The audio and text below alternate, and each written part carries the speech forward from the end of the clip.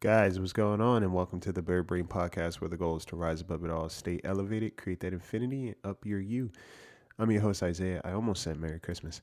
And today we are talking about toxic positivity, what that looks like, what it feels like, and how the need to be positive and love and light all the time can actually be very damaging to a person who may be experiencing things or very damaging in your relationships. And I want to unpack that because this podcast does focus around, staying elevated, rising above your situations and, taking flight. But there's still an element that I try to bring that focuses on the realism of life. So we're going to get into that. If you're at home, get some water, get a pen and paper. You might need it. If you're driving, put on your damn seatbelt. Just go along for the ride. All right. We're gonna get into some things and we're gonna just check in with ourselves at the same time. All right. So stay tuned.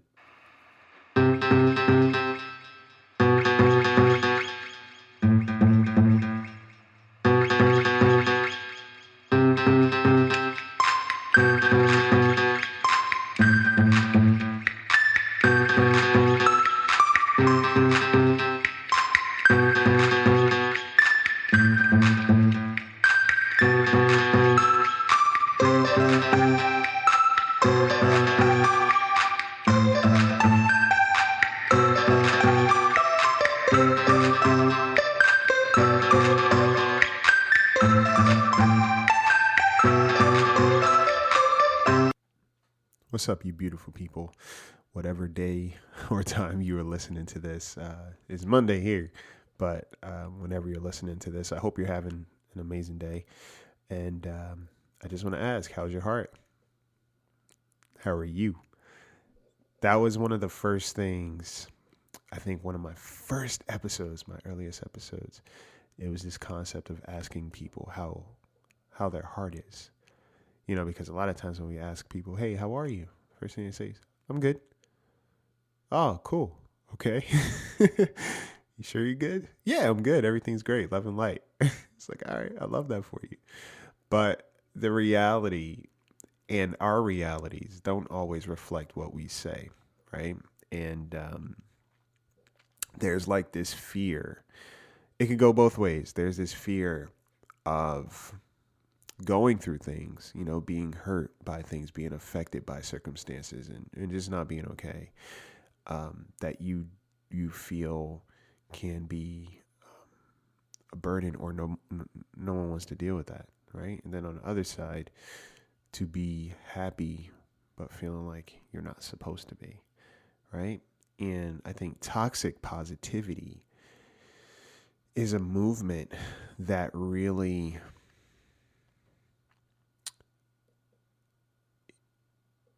it's almost like it's a shaming tactic, right? It's a manipulative tactic that really puts people in this space of one. It kind of diminishes emotional intelligence. I feel like it what's the word I'm looking for? It I don't know if degrade's the word, but I'm gonna use degrade. It'll probably pop back in my head. But what it does is it kind of it removes the space for someone to feel or understand what exactly is going on with them at the moment, and not even in a cerebral process, but just an emotional awareness, aka emotional intelligence.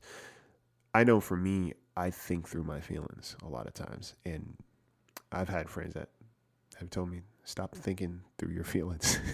I think my therapist even said it before too. He's like, stop thinking through your feelings. Like, just feel it without, you could give your feeling a name, but you don't have to give it a task, right? I think that's very different. It's one thing for me to say, I'm pissed. That's it. Versus, all right, I'm pissed. So I need to do this now, and then this needs to happen because this is happening because this happened previously. It's like giving your feeling a task, so it it doesn't feel okay just being idle, right? And with toxic positivity, there is this need to always kind of compare chaos.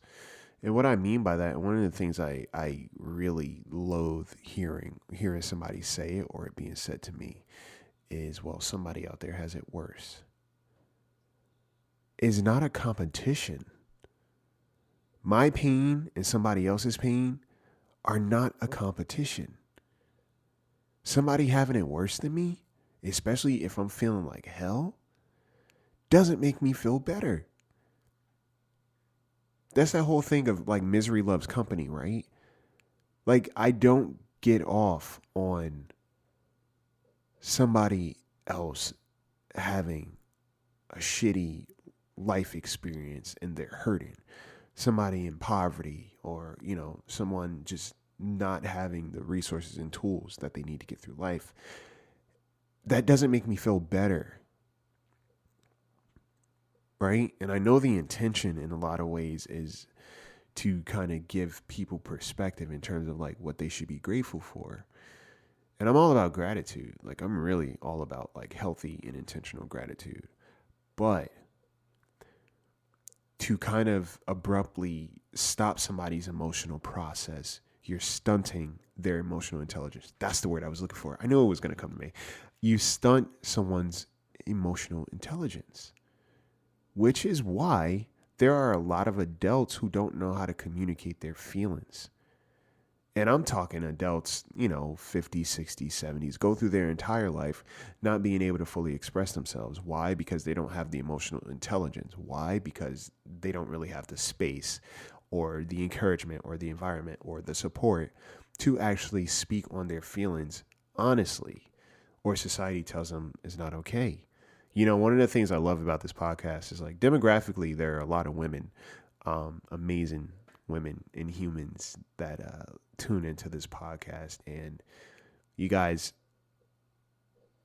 oh man, you have no idea how much it means to hear your feedback and to know that as a guy, I am able to help you just be you and be seen and be, honestly acknowledge the fact that you are valued, because I know that doesn't always happen in society. But there are a lot of women that listen to this podcast, but also there's starting to be a lot more guys that listen to this podcast too. And that's a big deal for me. The reason being is because guys don't talk about what the hell is going on. And that in itself creates a stigma in society where there's this weird ass imbalance of how guys are supposed to move through life and how women are supposed to move through life. And there's this like superiority complex and inferiority complex. And I don't play about that shit. Either way, right? And the beauty in what's happening and what I appreciate is that more guys are coming to actually tune in and check in with themselves. Because I firmly believe if you can check in with yourself, you can also hold space for other people in a very healthy way. And that breeds healthier relationships, not just with others, but with yourself, right? And the toxic positivity or the, just be happy. You say that to a person that's going through a depressive episode, and I know depression very well, unfortunately. It sends someone into a spiral, because what the hell do you mean just be happy? Don't you think I've been trying to do that? You don't think that I've tried to be happy? Like, do you honestly think that I want to sit here and I want to feel so heavy that I feel empty? You honestly think that this is what I enjoy? You honestly think that I love to struggle to get out of bed and then struggle to get through my day and do work? Someone with anxiety, calm down. Think happy thoughts. You honestly think that I haven't tried that? It's such a damaging construct, because what it does is it removes the human experience and the ability to connect, one, but also too, it tells someone that what they are feeling is not okay. Them having a visceral response to their experiences is not okay for you, right? It's not okay for you. And what it says about the person who's saying those things is that you or they lack the emotional capacity to hold space for somebody as they're going through a tough time. It also means that you probably don't do it for yourself. And at the same time, there are some people who are always like, oh, think happy thoughts or like stop complaining or whatever the case may be. That when they have one minor inconvenience, they expect the world to stop for them, which is interesting. So it's one sided, right? It's a double standard in terms of like who's allowed to feel their feelings. And it's just, it's so damaging, right? It's so damaging. I think the reason, or what I've started to think about and recognize too, there are a lot of people who have a problem with just sitting still because the world tells you that you should be hustling 24/8, team no sleep. You should be hustling all the time. If, this is the year that you don't go after your goals, then you're failing. Hustlers wake up at 4 a.m. and they get their day started and they go through the day and they work, 10 days a week, all those things. And it's like that busy mentality. It's like you're working, but you're busy, but are you actually doing anything, right? What are you actually doing throughout those hours? Rest is so important. And I've learned this for myself because I was the type of person, especially back in college and growing up, I could fall asleep at like 3 a.m, wake up at 7, and be fully functional. Like I was good. I didn't need much sleep. And I was good for a while. But what I started to realize is sometimes I would be so tired that I would start to take micro naps. I'll never forget there was this one time I stayed up for almost, I think, 48 hours, close to, and I was on set, and they had us standing outside on a corner in New York, and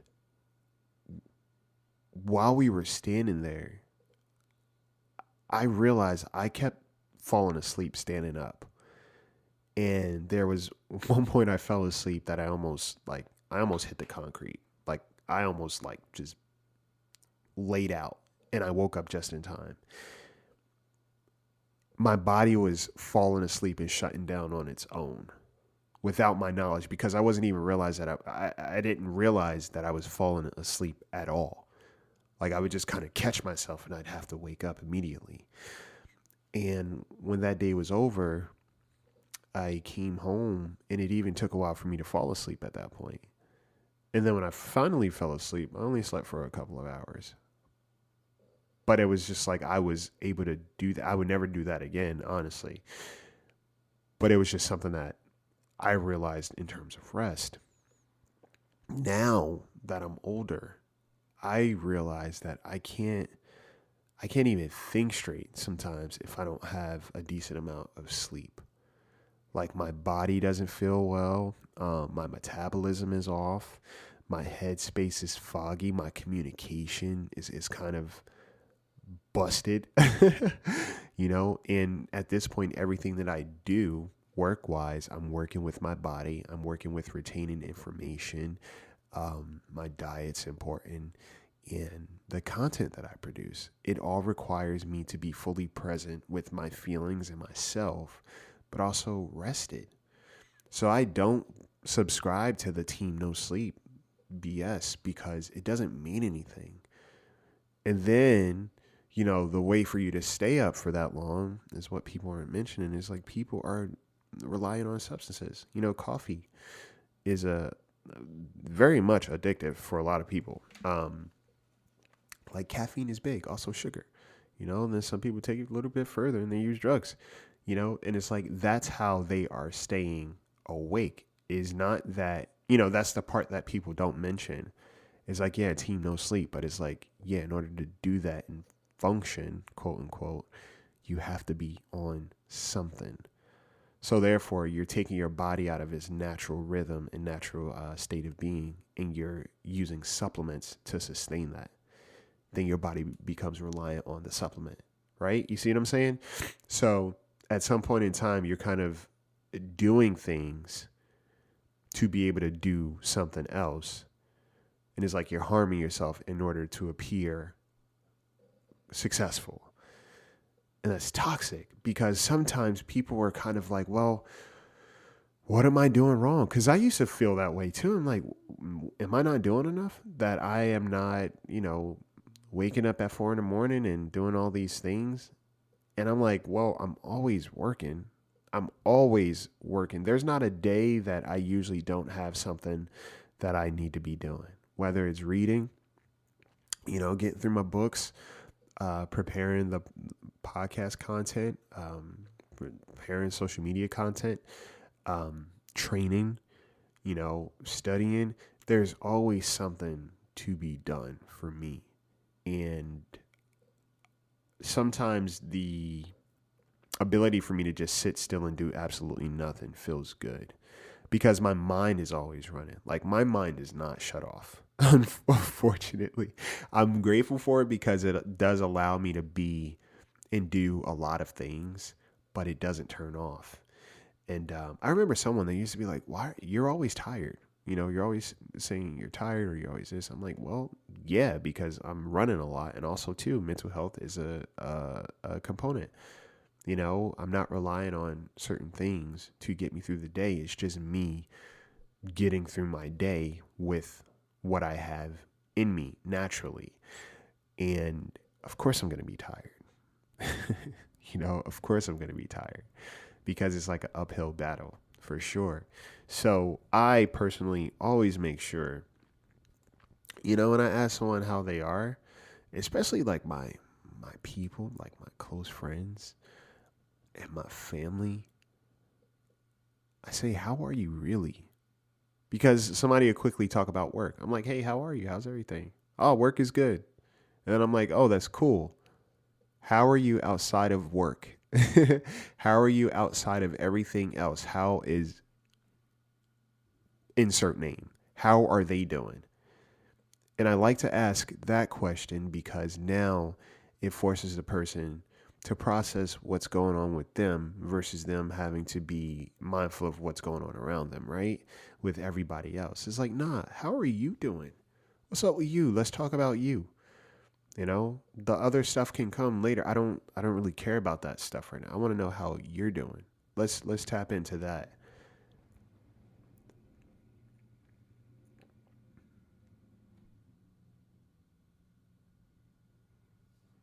I understand too that there are some people who I think there's a difference between complaining and expressing yourself, right?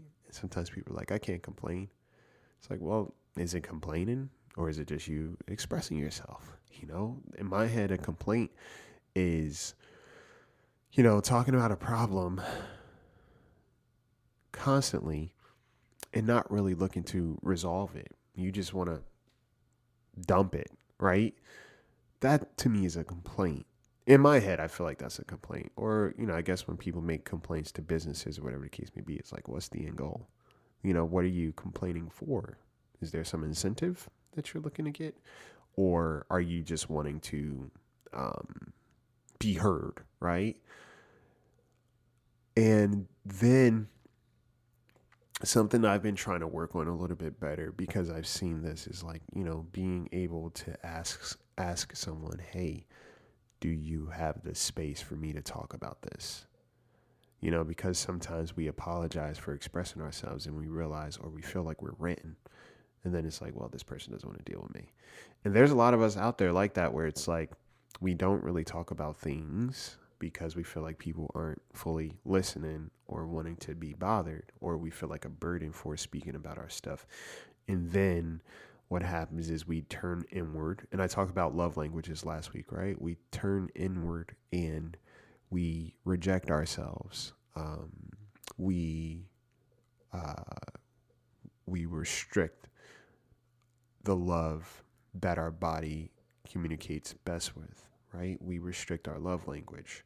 So if quality time is something for you, you isolate, acts of service. You stop taking care of yourself. You don't ask for help, right? And that is destructive. And then you have to pretend that everything is good. And that's not okay. Because it's not all good. I'm gonna be honest with you. I don't think I can trust someone who is always great.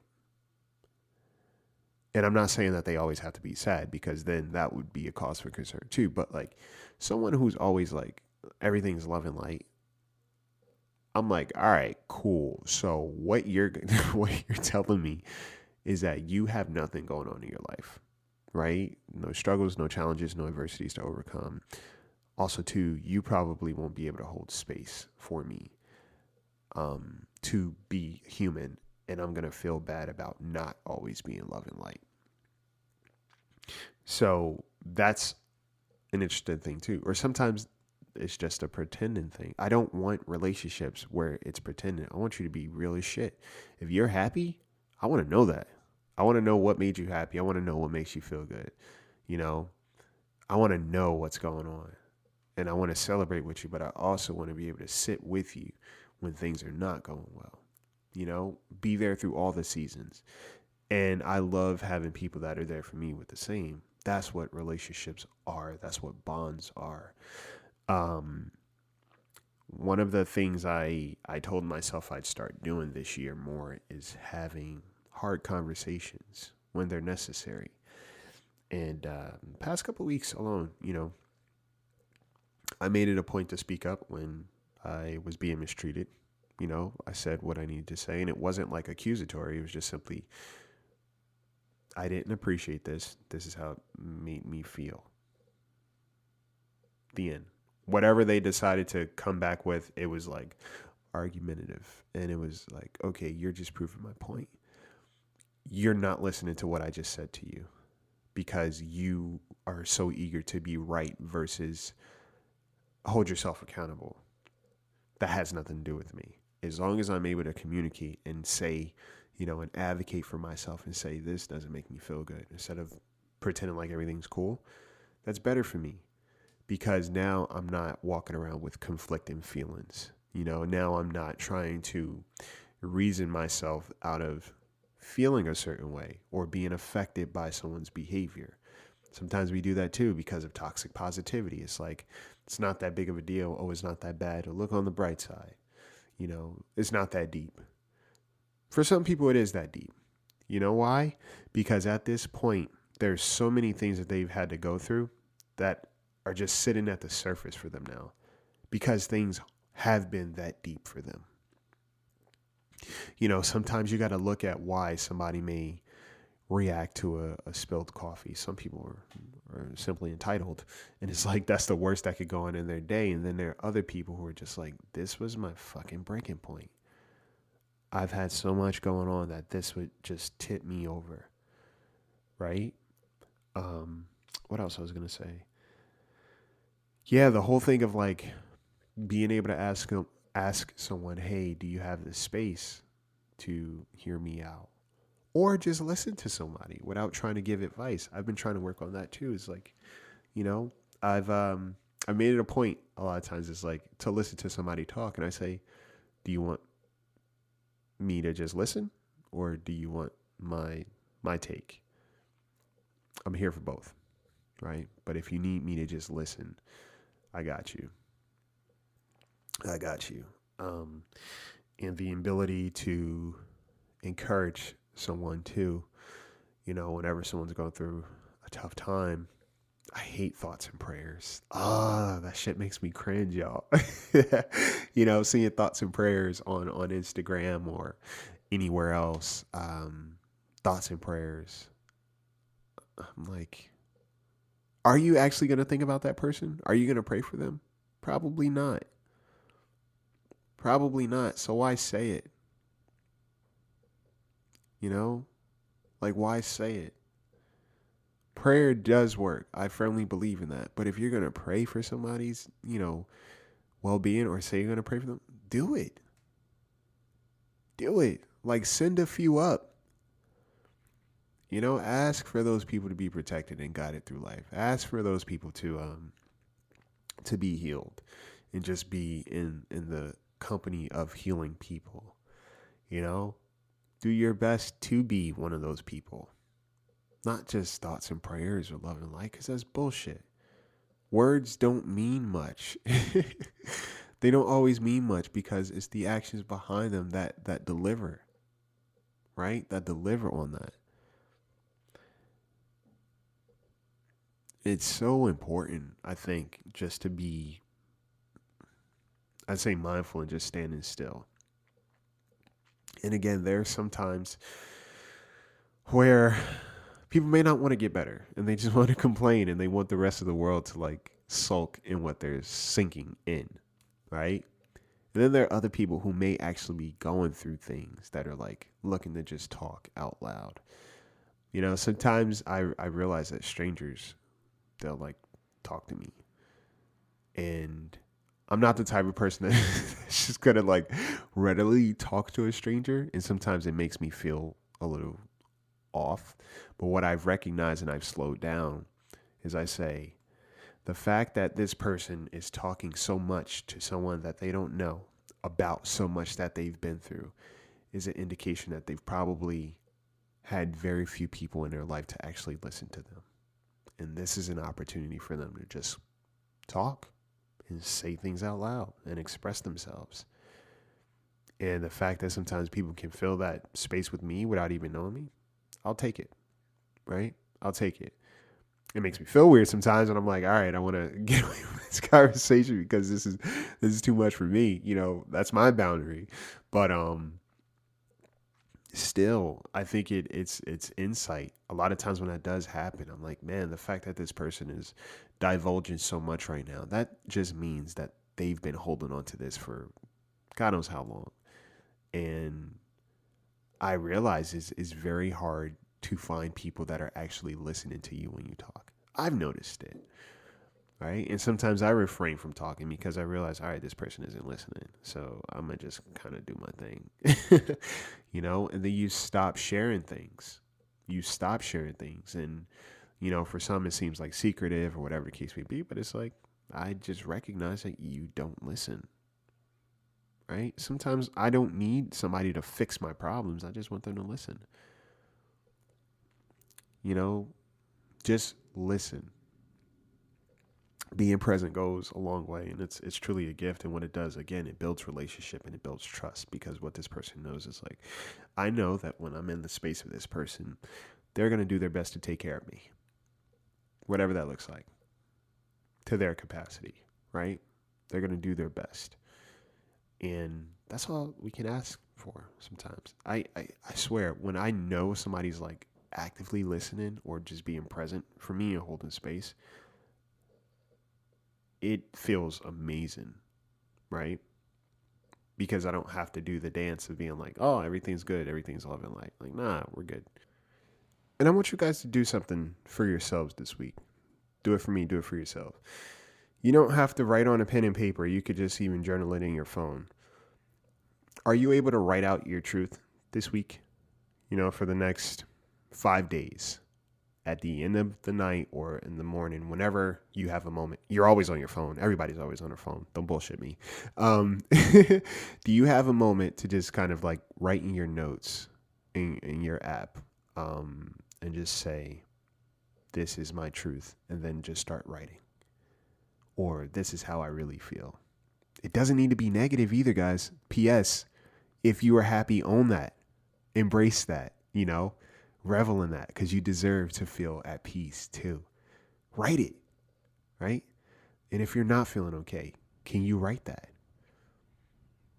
Or do you have it in you to just hit up a friend or somebody you're close to and be like, hey, I just haven't been having an okay week, or I haven't been feeling okay lately. I don't need you to help or fix anything. I just wanted to say this out loud. Can you do that? It's very freeing, Also, too, I write 5 gratitudes a night. I speak on that all the time because it's important.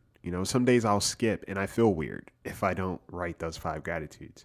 But it just kind of brings me back to center, but it also gives me a moment to think at the end of the night when the rest of the world is asleep, in most cases, right? Give yourself the space to be with you, and don't feel ashamed for having hard experiences. Don't feel like ashamed for having amazing experiences. Don't get slumped into the toxic positivity, because that just kind of makes it harder for you to know what's good and what's not for you and how you show up for others. All right. Hey, shout out to the people who've been leaving reviews on the podcast. It's been growing, guys. As always, I appreciate you. Thank you so much. And if you haven't, leave a review on the podcast. If you listen on Spotify, you could tap the rating button. If you're on iTunes, just hit the 5 stars at the bottom. It takes a couple of seconds, but those couple of seconds mean the world, and it really builds this world. All right. I appreciate you guys so much, and thank you guys for always coming back and tuning in, and just letting me know what works, right, and what doesn't. I appreciate you guys for telling me that the sound was so low, because now I'm being a lot more cognizant of it. I've been told so many times, like, Isaiah, speak louder. And I'm like, this is as loud as I speak a lot of times. But guys, thank you so much for just being here, being present. And I'm glad you allow me to be a part of your space, and just take up space in your world for a little bit. All right. Take care of yourselves this week. All right. Take care of yourselves. Take care of each other, and take flight.